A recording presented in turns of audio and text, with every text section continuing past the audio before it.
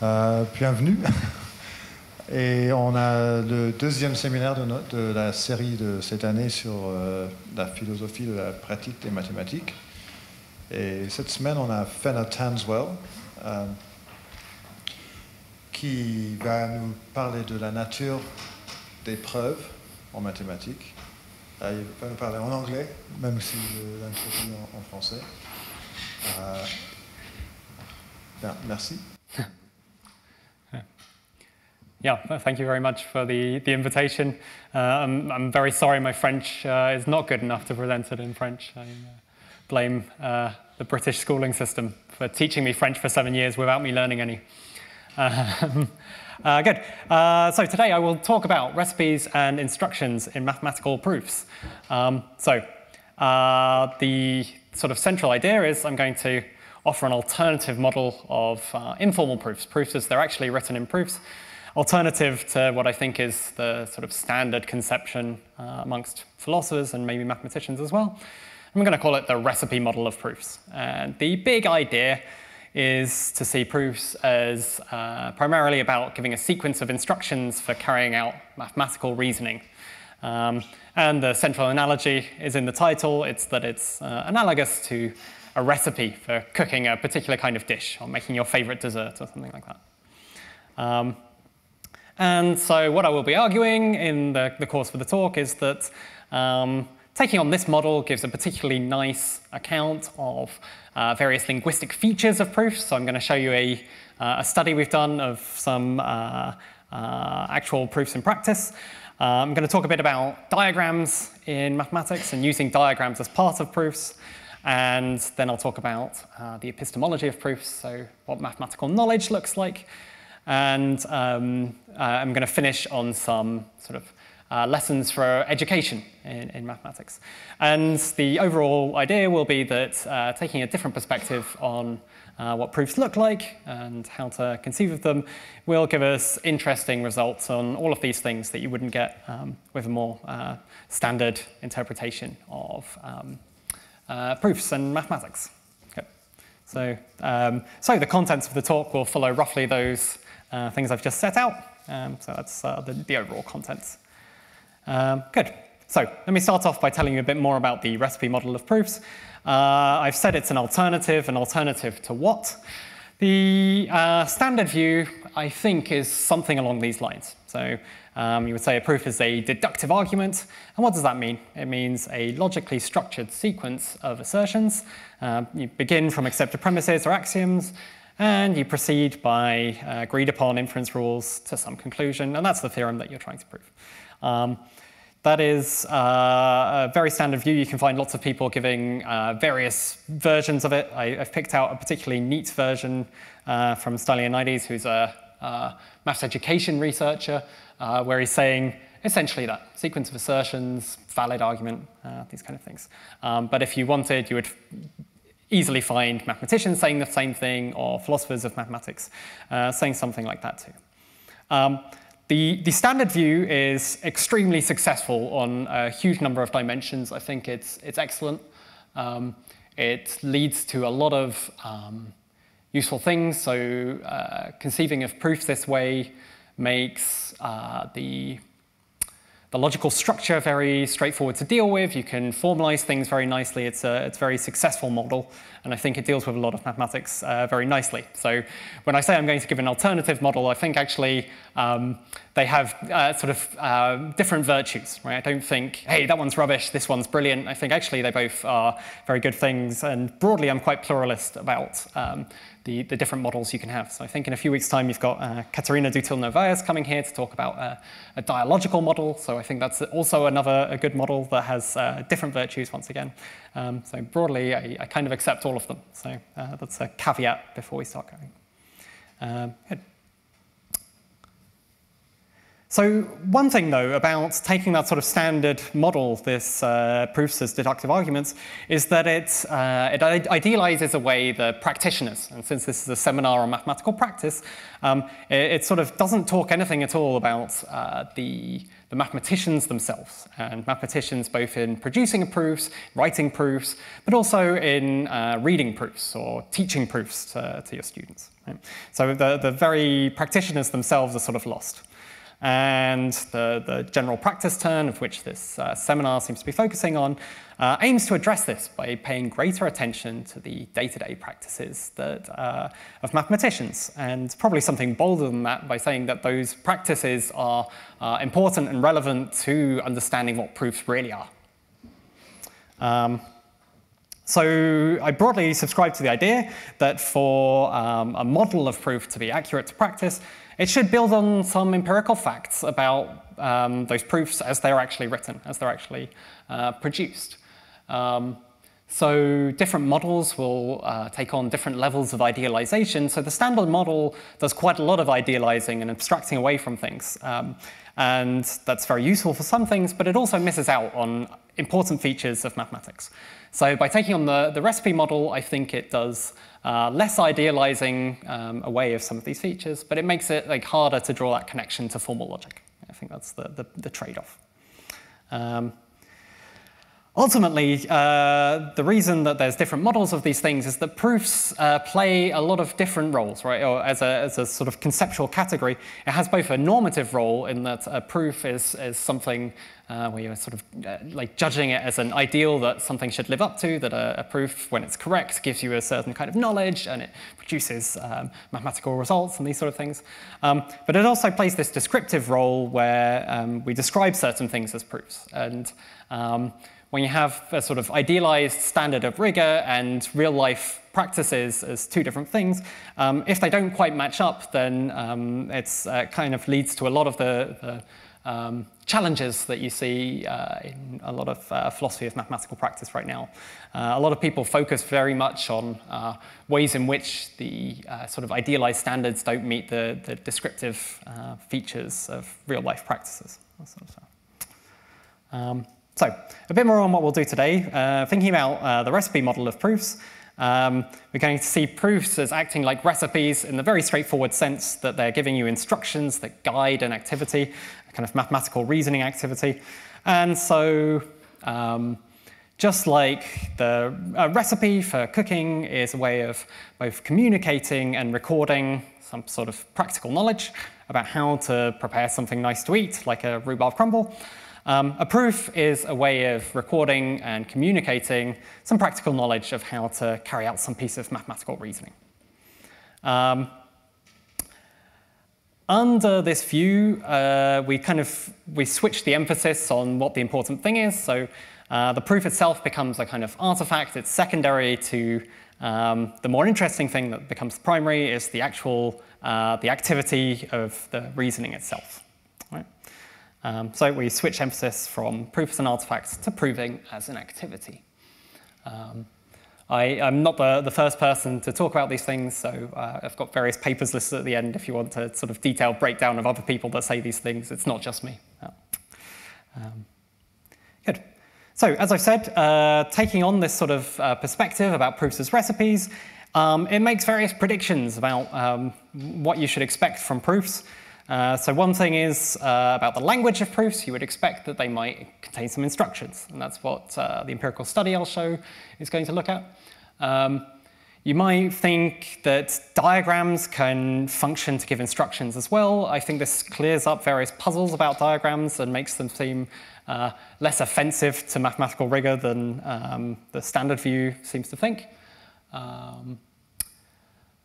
On the epistemological side, with mathematical knowledge, we then get a nice picture of including sort of practical forms of knowledge, like knowledge of how to do things, rather than just propositional knowledge of facts and statements. This one I won't build on too much more, but the logic of mathematics, right? One reason that people like classical logic so much, and its sort of paradigm reason for being the logic of choice for lots of things, is that it does so well of mathematics. If you find that actually mathematical proofs include a lot of instructions, that doesn't fit so well with the sort of propositional nature of a lot of classical logic. So it's sort of awkward fit, and there's an interesting point about what the underlying logic of various mathematical statements is. Finally, if proofs are in fact a certain way, then the teaching of those proofs should actually reflect how they are in reality, rather than an idealized conception, or at least both of those things in parallel. Good. So those are the implications, and I will look at all of those in turn. So let me tell you about the language of proofs. To begin with that, I'll do a very brief grammar lesson to separate out the declarative and imperative sentences. It's the mood for sentences. So on the one hand, you've got declarative sentences, like just making a statement to give some opinion or state some fact. Something like, Robin found the roots of the equation, all men are mortal. These sort of basic statements, which you would expect a lot of in mathematics. So that's one mood. The imperative mood is used to give instructions or commands or bark orders at people. Slow down, eat your greens, preheat the oven to 180 degrees, right? And in terms of the grammatical moods, they behave differently, right? One very relevant feature is that the first ones usually have straightforward truth conditions. They're true or false based on these things, whereas slow down or preheat the oven to 180 degrees doesn't have a truth or falsity condition. You might find that they have sort of obedience conditions of whether you've obeyed them or not. But when we look at the mathematical case, that's going to be interesting because you don't write a proof like, let G be a group. No, I won't obey you. You can't make me, that sort of thing. So obedience conditions don't really do very much for mathematics. So finding this latter mood will be have some interesting implications for mathematics. Good. Here, I've grabbed a recipe from online and given you a little chunk of this. This is from I didn't know until a few days ago that Wikipedia has its own cookbook of open source recipes, but here's one of them that's from the Women's Institute Library of Cookery, Volume 4. The relevant point is that when you look at a cooking recipe, you will find a lot, mostly, almost always, of sentences in the imperative mood.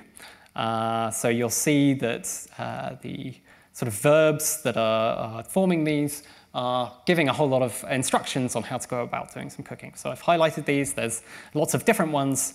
That's very interesting. So the question then is, okay, recipes tend to be written using imperatives to give instructions. Are proofs the same? So here's Brian Rotman writing in 1988, saying that they very much are. So Rotman said, mathematics is so permeated by instructions for actions to be carried out, orders, commands, injunctions to be obeyed, that mathematical texts seem at times to be little more than sequences of instructions written in entirely operational exhortatory language. And I think that fits very nicely with the kind of view I'm proposing. He doesn't really dig into it much more than that. He makes the observation about the language, but doesn't build much more into that. Good. So I've taken a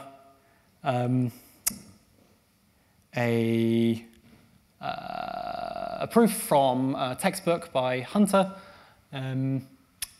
of the Bolzano-Weierstrass theorem, and just as an immediate observation, right, there's similar things going on as the recipe, right? You've got supposes, lets, defines, divide, choose, and many more. So then the question is, like, to what extent is this the language of mathematics in comparison to just pure assertions?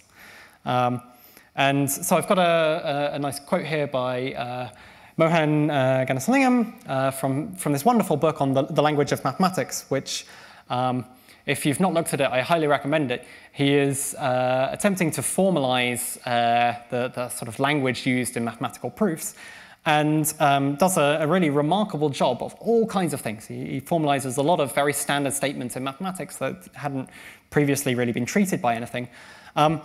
And to my mind, what was sort of surprising is that he goes into so much detail and does not look at these imperatives, these instructions at all. And in fact, kind of rules them out from the start of the book. So this is early on in the book on page 21.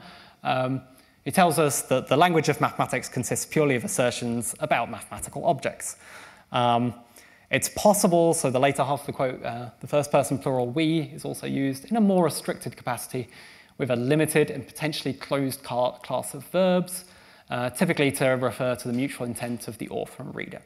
What he means by that is that you might find sentences like, we let G be a group, or we suppose these things, and that extra we might be able to do enough to put your sentence back into the indicative mood, make it assertions. Nonetheless, it's also relevant that he's talked about the limited and potentially closed class of verbs, because I'm also going to show you some data that doesn't really match up with that. So this, I think, is a sort of gap in his work. Now, to be fair to the book, he's talking about wanting to only look at the register, the kind of language used in more rigorous, careful textbooks, and within that, what he calls the formal mode. And then a sentence is in the formal mode if and only if it consists only of assertions about mathematical objects and about mathematical facts. So if you take on that definition, then of course the instructions will fall outside of it. The imperative mood won't be counted as it. But he kind of has two things going on at the same time. One of them is this definition, which would rule them out. But he wants to look at the language of rigorous, careful textbooks, and I'm going to argue that in those you certainly do find the kind of instructions that I'm talking about. I'll tell you a bit about a corpus linguistic study that I did with my colleague Matthew Ingalls, who works at the University of Loughborough at the Mathematics Education Centre, where I also used to work. We were colleagues for a while. So corpus linguistics is the study of language used across a large body of text. So you look at the patterns of language use across a large number of texts. Rather than looking at one text in detail, you get a huge number of them and look at the sort of general trends and patterns. So we were very fortunate that Matthew had previously been part of a study of mathematical explanation that kind of prepared a corpus for us. So we already had the corpus sort of pre-processed and could start doing the studies without too much hassle. So that's the paper reference for the first paper that introduced this corpus. Now, the large body of text we're using is every single paper from the archive mathematics section that was uploaded in the first 4 months of 2009. So it's a sort of 4 month chunk of papers. There's around, I can't remember, 10 or 12,000 papers in there. In total, it's about 30 million words. So 30 million words of mathematical text that we're studying. What they did, because the archive uploads things in LaTeX as well as having the PDF version, they processed the LaTeX code. I'm not sure how interested people are in the details of doing this. You took the LaTeX code and kind of got rid of all of the actual LaTeX-y bits and turned it into just pure text. This leads to important decision points about what you do with all of the mathematical content. And there's sort of theoretical baggage that goes with whatever you do. The decision they made was to replace everything that was in math mode or between the dollar signs with kind of tag saying inline math. So this let you know where the maths was without sort of burdening the sort of software that we were using. It can't really read the mathematics. So it's a sort of way to make it possible to process it for corpus linguistics.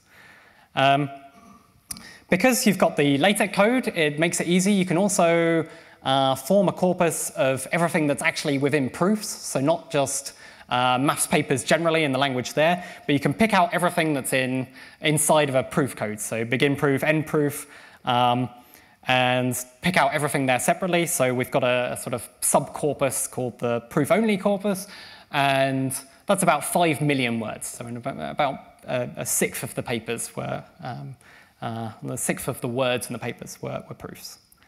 And of course, to be able to compare the two, you can subtract one from the other. So you've got the proof and the non-proof, and we were using those. That's a picture of the archive mathematics section.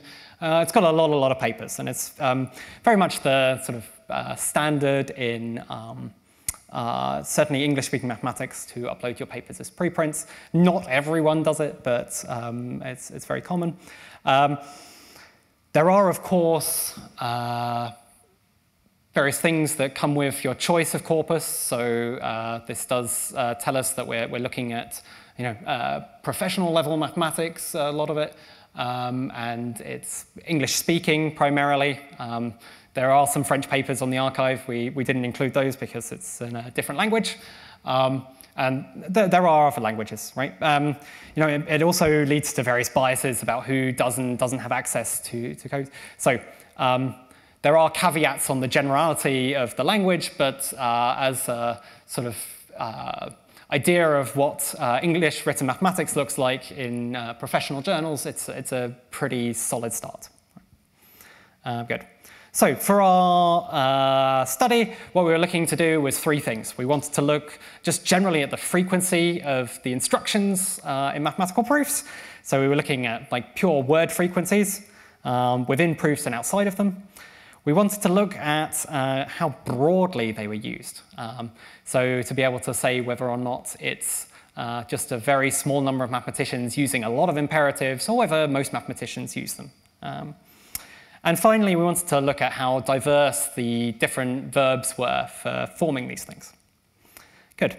So what we did in order to get a sort of general picture of which verbs might be likely to be used in sort of instructions in mathematical texts, we looked at the top 500 words in the corpus as a whole. So the top sort of 30 or 50 are the very obvious words like and or, the, if, then, these sort of things. But once you look slightly further down the top 500 list, you'll find sort of mathematical keywords. So in the top 500 words, we found all of the ones you see on the screen in front of you, and I essentially got this list.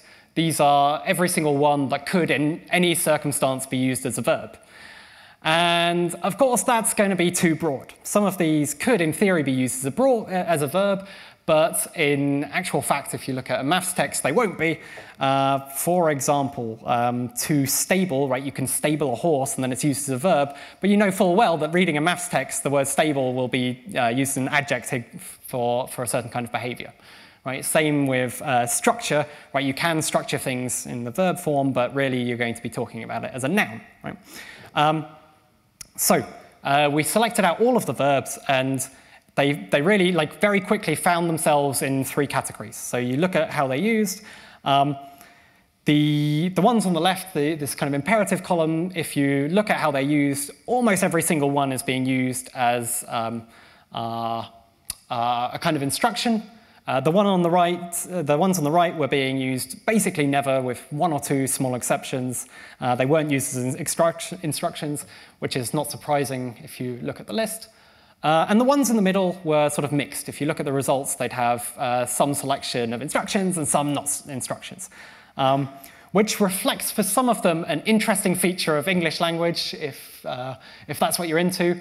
So words like number or set can really, or number or group can readily be switched between verbs and nouns. So you like a number can quickly be two number things, right? And to number things is to use the numbers to do it. My very favorite example of one of these is I found a textbook where it gives the definition of a partition, and then as soon as the definition is over, it says a partition is blah, blah, blah, usual definition. Then the very next sentence is partition the following set into this way, right? It's not defined it as a verb, it's defined it as a noun. Nonetheless, it's very obvious what it means because it's to turn it into a partition in a certain way. So that's a sort of linguistic quirk that means that we end up with various ones that can be used in both ways in the middle column. For the study, we're going to forget about those on the right-hand side. They didn't play any more role. We'll focus on the ones on the left, and the middle ones will show up in just a moment. Good. The verbs we were left with seemed like they could plausibly be used to form imperative sentences, but they could also be used in various different sentences. So take suppose. Like, suppose for the sake of a contradiction, the theorem is false, right? That's an imperative sentence. But if you say, if we were to suppose blah, blah, blah, you're going to end up in the declarative mood. So then it's not an imperative.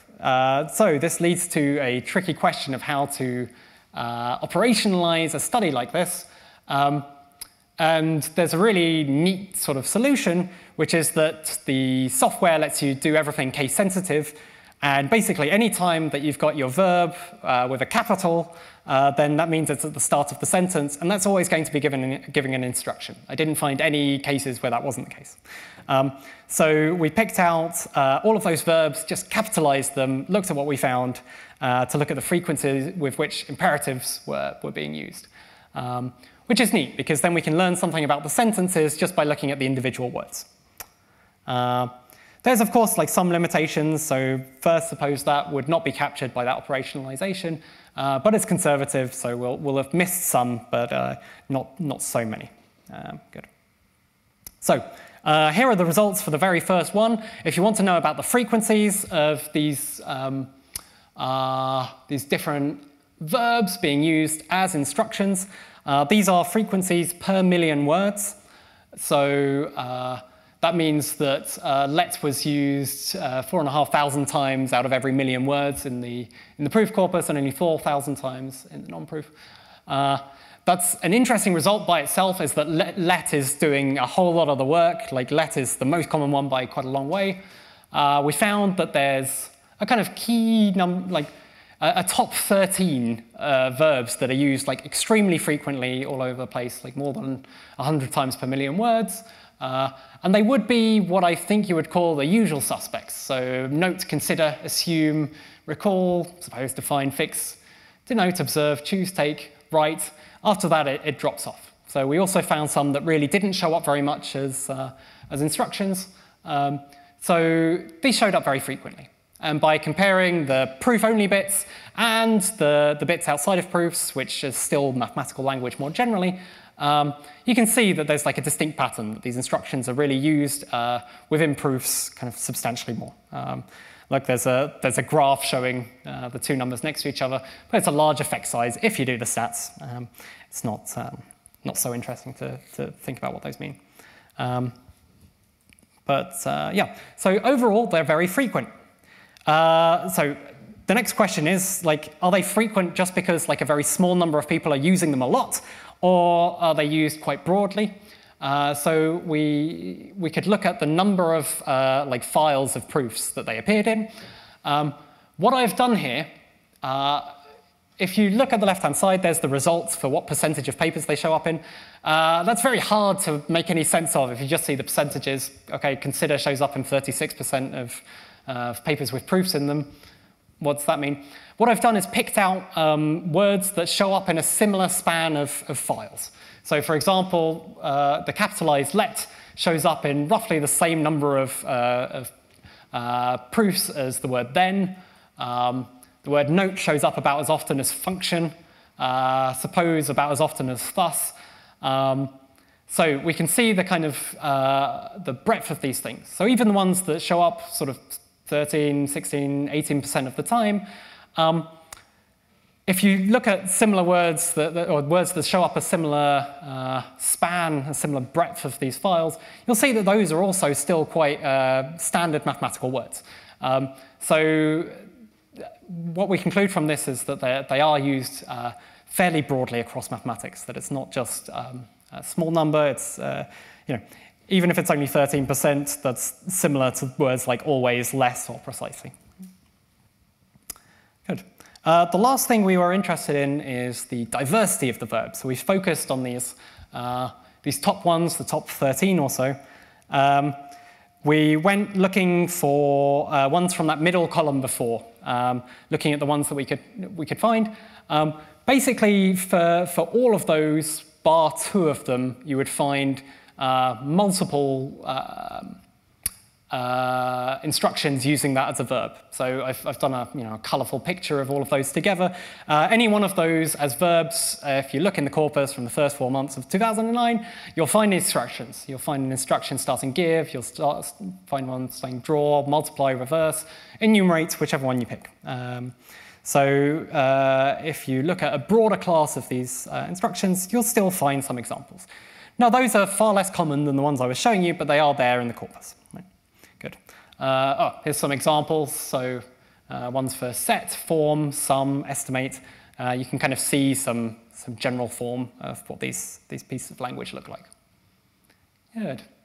So there's some lessons. What these results show us is that the most common imperatives do show up frequently and broadly across maths research papers on the archive, and they show up a lot inside proofs rather than just sort of generically in mathematical language. It's possible to find diverse examples of these. Most of the ones I went looking for, you can find some examples.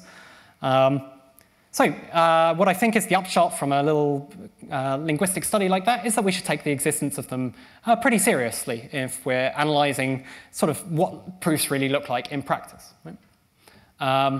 It's also useful to know which constructions are being used generally for the sort of education of how to teach these things and sort of mathematical style, things like that. Good. So that's the main empirical bit done. Let's talk about some sort of implications of this thing. So next up, I'd like to talk a bit about pictorial proofs. So diagrams in proofs have been a real tricky case in the philosophical discussion about proofs generally. So here's a quote from Matthew Ingalls, who I was talking about just now, and Pablo Mejia Ramos, sort of summarizing the state of the art on this. Right? They say the common view of the role that visual representations play in mathematics is, i.e., is that pictures may be useful heuristic tools which suggest ways of understanding, but that they are nevertheless inappropriate when it comes to providing unequivocal, reliable evidence to support a mathematical claim, let alone providing a proof. Right? Generally, people are against pictorial proofs. Especially a lot of more traditional philosophers of mathematics are very against pictorial proofs. And I don't really buy into that at all. I'll show you a nice picture proof, because then you get to see at least a bit of mathematics rather than just excerpts from things. This is one of the most famous picture proofs out there, and I love it. I think it's a brilliant proof. So it's the idea that the sum of the first n odd integers, starting from 1, is n squared. And this is attributed to Nicomachus. I found it in the volume Proofs Without Words by Roger B. Nelson, though this is our own version for a paper we've got coming out soon. The idea of the proof, fundamentally, has to be an induction one, and the idea is, well, you can see the base case because it's just the single dot, it's just one, and then you add layers on the outside for each n, right? It shows you that sort of thing. I think that's a great proof. I think, to my mind, it's also a fairly rigorous proof. I don't think you can understand that without getting everything there is to know about how the proof works. But that is, I think, controversial in philosophy, right? So here's maybe the 3 main arguments against diagrams as being acceptable as proofs on their own or as features of proofs. Right. First of all, there's famous cases of misleading diagrams, such as there's a proof that all triangles are isosceles, which is obvious nonsense. That comes about by drawing the picture badly, by putting a point on the inside of a shape when it should be on the outside. And then suddenly your proof follows. Right? There's a sort of subtle fallacy in drawing the picture that leads to an absurd conclusion. Right? The second one is that diagrams can only show special cases, thus they fail to be properly general. So in this case, it's not showing the proof as a whole, it's showing n equals 8. And finally, right, this last one relies on that standard conception of proofs as sequences of propositions or assertions, right, is that it's very difficult to extract from a picture what sentences there are meant to be exactly and the order in which they're meant to occur, right? So those are the three main arguments. I don't really accept the first one in general, that there are misleading things, because there are fallacies in linguistic reasoning as well. I think when you have fallacies like this, it invites more studies to find out what the sort of fallacies are and which things are and aren't acceptable. So I don't really buy that first reason at all. I think the second and third can be addressed quite nicely by thinking in terms of recipes and proofs as recipes. So I think the recipe idea works very well with diagrammatic proofs. And the idea is, rather than having to extract some sentences or propositions out of it, that we can see diagrams as providing a set of instructions in ways that everyone is familiar with from everyday life, right? That we're extremely good at reading the pragmatics of how instructions work in all kinds of ways that rely on kind of understanding of layout and of sort of various features of representation. So let me show you this. Here's an instruction from a Lego set. I think you're making a Star Wars snow speeder when you're building this. This is absolutely brilliant, right? You can give this to a 7-year-old and they can build the Star Wars snow speeder, right? Is that more complicated than the proof we just saw? Not at all, right? It's giving all kinds of complicated visual instructions without any need for language whatsoever, right? It tells you on this page you're going to use those parts and those parts alone in these quantities. It tells you how many, right? It then has like a sub-proof and a sub-sub-proof of, right, you want to do these things in these order, and in this order. This subtle green box within it tells you to do that thing first and then do this. It combines all those pieces together, puts it in at the back there. There's even a second bit of proof that's like attached this on there, right? And this is just one page from a whole long thing where it gives you instructions, right? I think you can combine visual items with arrows and page layout and boxes, and in this case, colorings, in a very clear way that everyone can understand, right? I think actually, maybe this is a very bold claim. I think that Lego instructions are often like a paradigm case of rigorous instruction giving, right? I think they're extremely clear and good. Other people might recognize like IKEA instructions as well. This is, of course, more controversial because there's a running joke that people can't understand them at all. I don't get that at all. I love IKEA instructions, and I love building IKEA things because I think it's very clear. And it's, again, in a picture like this, I've taken this from a particular bunk bed you can build. There's all kinds of elements of the diagram that are telling you how to do certain things, right? It's telling you what tool not to try and use. It's telling you to screw the screws a certain way into a certain slot twice in this position while two of you are holding it up so it doesn't fall down on top of you. It's brilliant. I think it's extremely clear and very good. I think you can, with no words at all, you can impart a whole lot of instructions. And of course, if you were taking the standard view, if you wanted to extract exactly which propositions, which assertions were being given by this, right? If you gave it to 5 people, they would come up with 5 different lists of these things. So you've got the same problem, but it doesn't, right? I don't think it means that you can't build the bed, right? I think you can get to the end of the bed, right? You might need the right level of expertise or experience in building these things, but that's a different matter. Good. Here's another cute proof of Pythagoras by Frank Burke. The idea is that you inflate the original triangle once you multiply it by C and rotate it, and the other one you multiply it by B or multiply it by A. You combine those two over here. You get the mirror image of 2 triangles of one another, but they're the same, and one of them is A squared plus B squared on the hypotenuse, the other is C squared. I think that's a very cute proof. It's doing some of the same things, right? Extracting out the propositions that it's giving you would maybe be tricky. The visual element is a key part of what it's doing.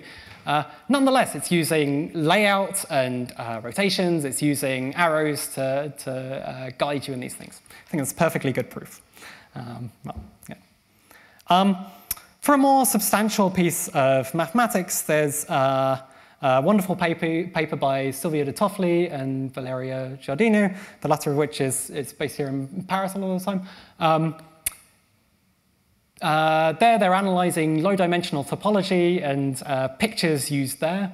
I've picked out a nice quote about the use of actions as guided by diagrams. So let me read that out to you. Through an inferential action, it is possible to manipulate the representation itself for epistemic purposes. In Rolfson's proof, which is the one the picture is of, the inferential actions consist in manipulating pictures. For this reason, any formalization would fail to capture the inferential actions performed. So any conversion of that into sort of sequences of propositions. Moreover, we can proceed from one representation to another by applying actions that are permissible, i.e. allowed and controlled by the shared practice of the subfield. These epistemic actions are inferential actions. They constitute the units of mathematical argument. Right? So what they're saying is that you can have actions that manipulate diagrams without those necessarily reducing to propositional things. These diagrams, they've got a particularly wonderful, the reason I've picked this one out from their paper is they've got this one with the knife, right? And the knife is telling you that you have to cut the shape in a certain way. If you want to turn that into a series of statements, the knife can do nothing for you, right? There's no like statement of you need a knife now, right? What it's telling you is like giving you a visual instruction that you're going to be cutting in a particular way. I think it's very wonderful. Good. Okay, that's all I have to say on pictorial proofs, right? The overall idea is that diagrams and other ways of presenting proofs don't present some kind of like special mystery for the recipe model like they would for the standard view, right? And I think we can understand diagrams to provide certain pieces of information and instructions like very straightforwardly, right? And we're very used to those from everyday life. That doesn't mean that it's very easy to deal with diagrams, because what it means is that there's a whole lot of study to be done about the pragmatics of how diagrams are used, like how those boxes, how those arrows, how they can possibly function to be rigorous in various ways. So there's a whole lot of work to be done there, and I'm not dismissing that as not useful work. I'm not saying that that's easy. I actually think that it just means that there's like a lot of interesting features that we can study that aren't just the pure linguistic sentence-by-sentence stuff. Good. Okay. I will move on now to talk a bit about the epistemology of proofs, about what it means to know a proof and to come to know something from a proof. So let me give you a very well-known distinction that comes from philosophy, from the epistemology literature. It comes from Gilbert Ryle, who is a very wonderful philosopher. I like this very much. Who is arguing that there are different kinds of knowledge, that there is like propositional knowledge, which is just facts of the matter, right? Joe knows that the angles in a triangle add up to 180 degrees, right? He knows that. It's he knows this proposition. The angles in a triangle add up to 180 degrees, right? And if you think the proofs are just sequences of sentences, then you might think that they also, really, mathematical knowledge will look something like that, right? That it's all just propositional knowledge that. Right, but there's also other kinds of knowledge according to Ryle. So he talks about knowledge how, right? Knowledge how to do something. Right? And you might not be surprised to hear where I'm going with this, is that I think that paying attention to proofs as recipes and the instructions really emphasizes the knowledge how in mathematical proofs. So, right, if we take it, the message that an important part of proofs in mathematics is their role as recipes for actions, then this also leads to a very compelling thought that we ought to know how to carry out those actions, and that proofs are communicating a certain sort of knowledge how, a practical kind of knowledge. Good.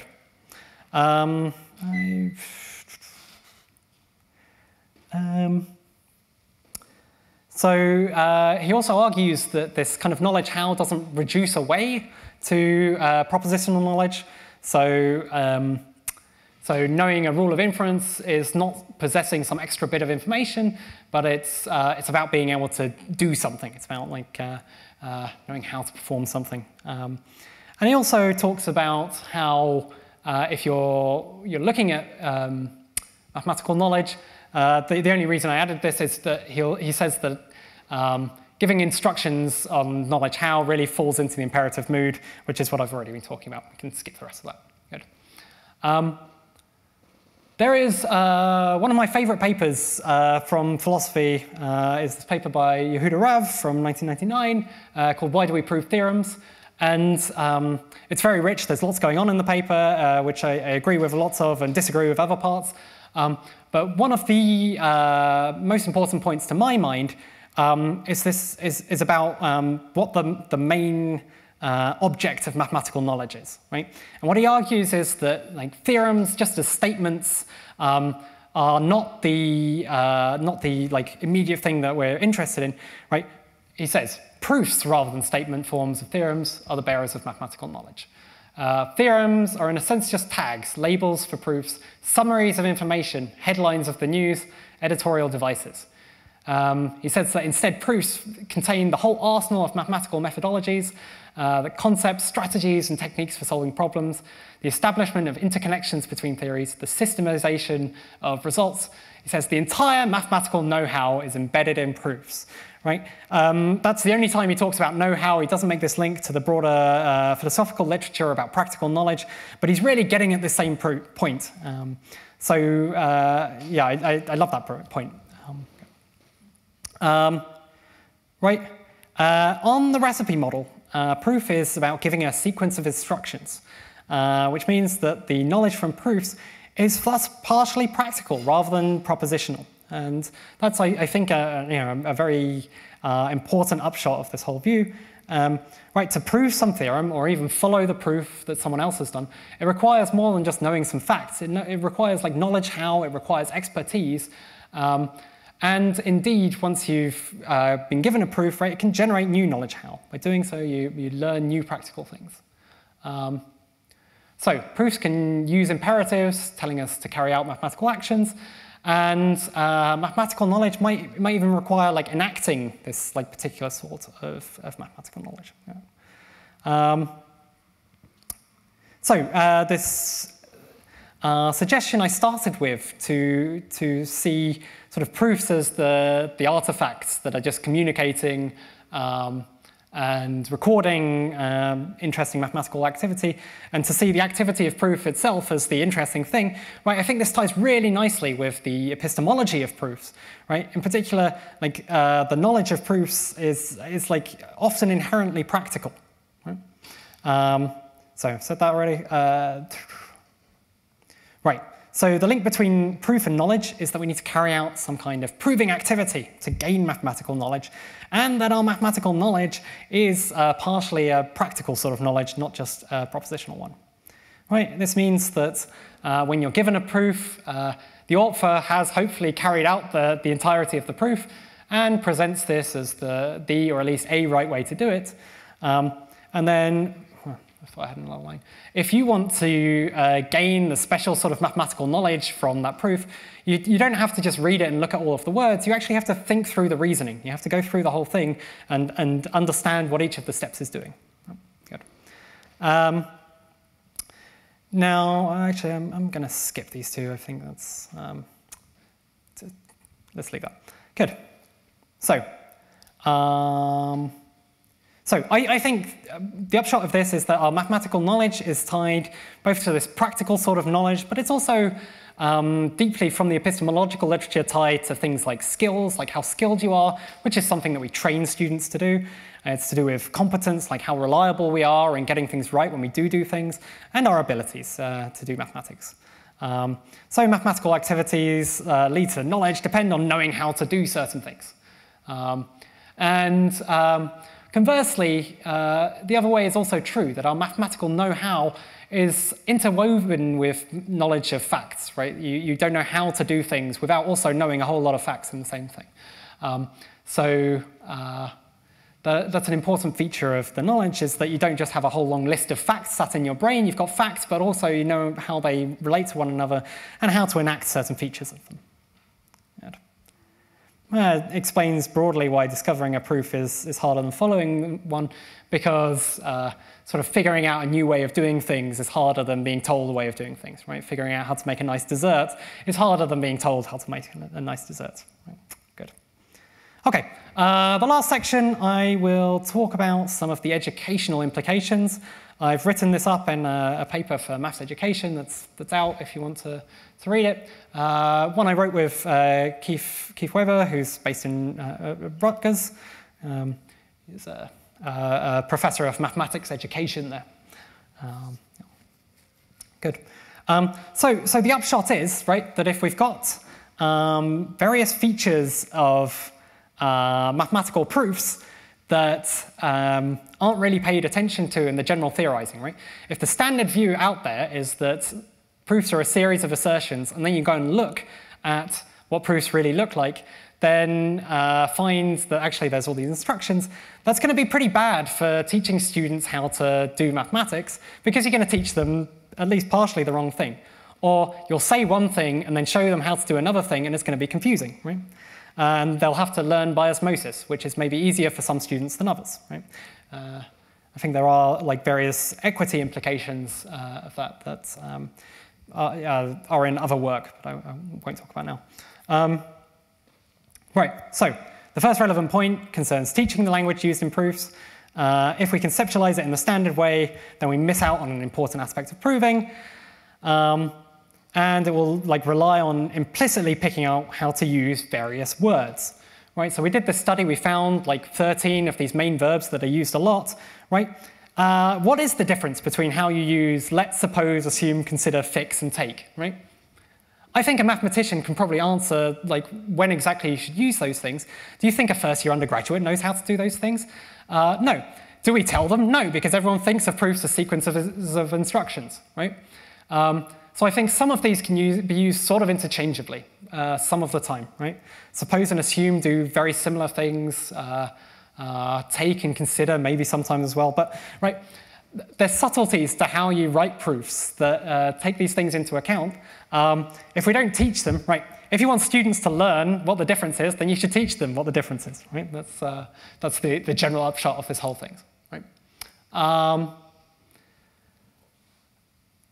The other thing is about the true functionality, right? If you conceptualize proofs as being true function all the way through, they're all assertions, right? Then you want to evaluate those sentences either for true or false, or does it follow from the previous thing by a law of logic, right?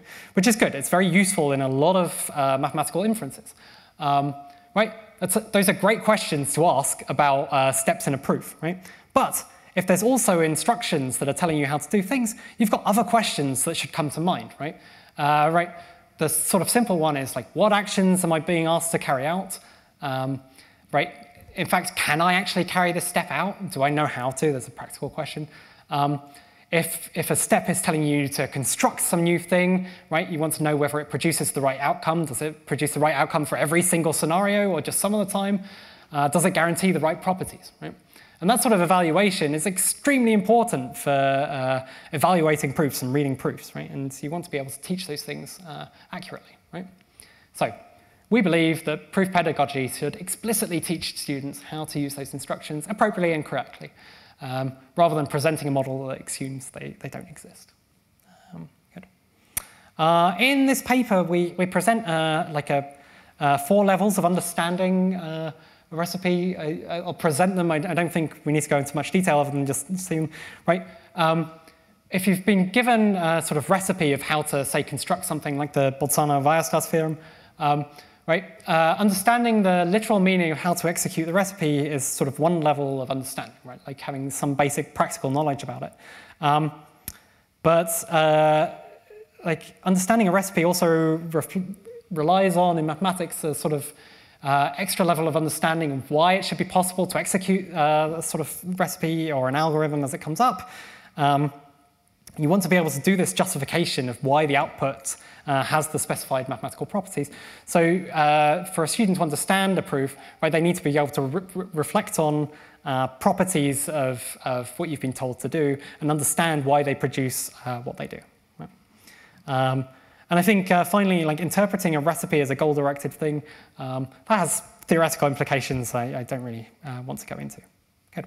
That's all I wanted to say, really. So overall, what I've argued for is this recipe model of proofs. I've shown you that thinking of proofs as including a lot of instructions has a lot of theoretical upshots across a lot of different things you can think about in mathematics and philosophy of mathematics. So there's lots to say about that. Yeah, if you want to email me, there's my email address, or read my papers, they're up there. That's my project. Thank you for funding me to the FAO at the Free University in Brussels. And there's a list of some of my papers that I have kind of developed this in. They are, I think, all up on my website at least. Some of them are out online now as well. Good. So thank you very much for having me. And that's the end.